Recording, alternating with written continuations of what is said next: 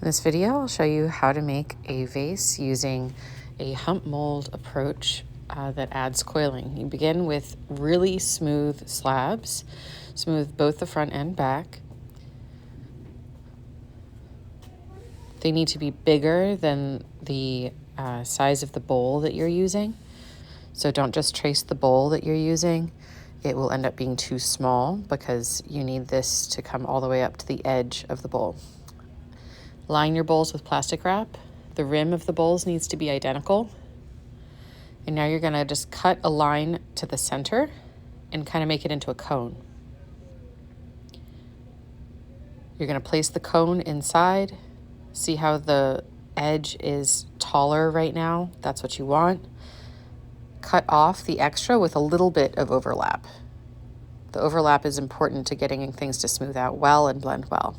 Then just use your fingers to blend it thoroughly together.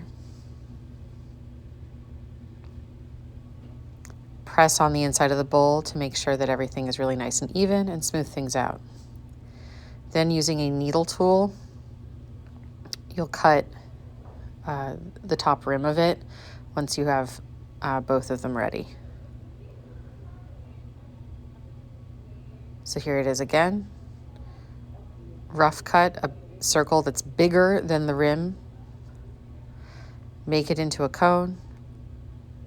Place it in there. If you forget the plastic wrap, you will be starting again, so definitely remember the plastic wrap. It helps pop it out. Cut it off.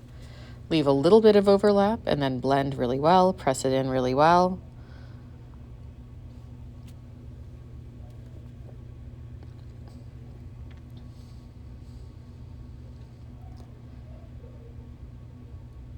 Your goal is to have them be really nice and smooth and put together. Here's that needle tool bit, so get it nice and level and cut it at the same angle all the way around the top. And if you overdo it, it's worth getting a new slab and starting again, because this is the thing that's going to make your piece come together evenly. At this stage, you dry them to leather hard. You can blow dry them.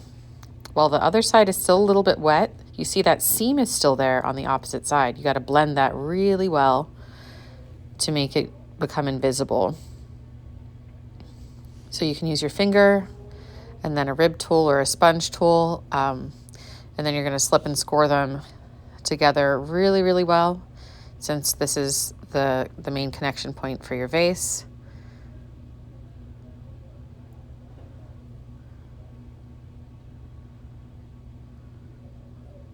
Use a generous amount of slip, score it deeply.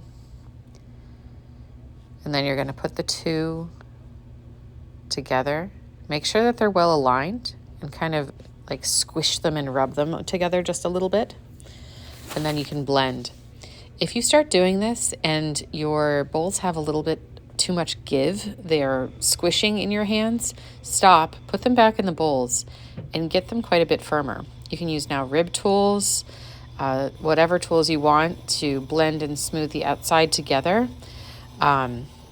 Here it is as another type of bowl, so it doesn't have to be like a little one. This one's a really quite wide one that I've chosen. And here it is at leather hard being popped out.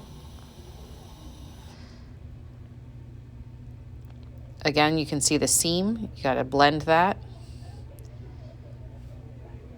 If you don't blend it, it's going to show and be very distracting.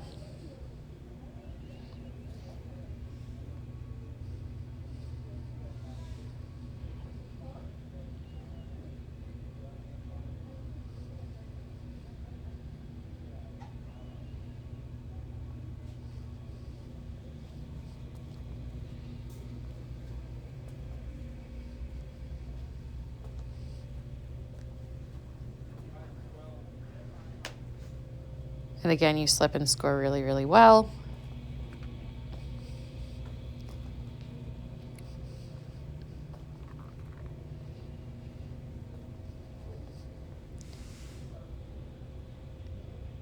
And you can use this technique also if you're trying to make something where you have like a sphere and you're not going to elaborate on it further by making a coil pot on top.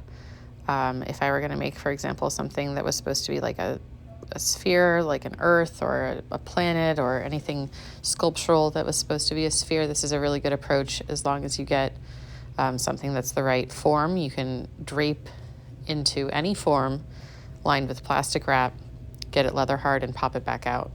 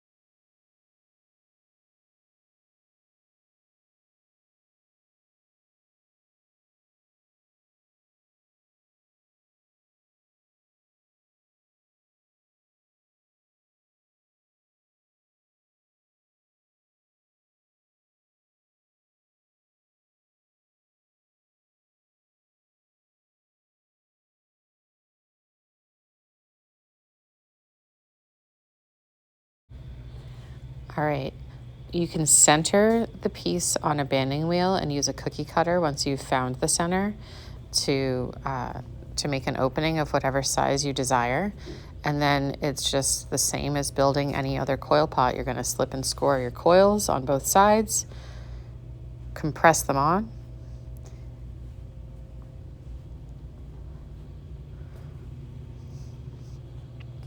So you see I'm holding my finger underneath inside to offer counter pressure, pushing it on really well, and then I'm going to blend it on really well. And you can do that for as tall of a piece as you like. And from here, it's just those same coil pot skills that you've already used to make other work.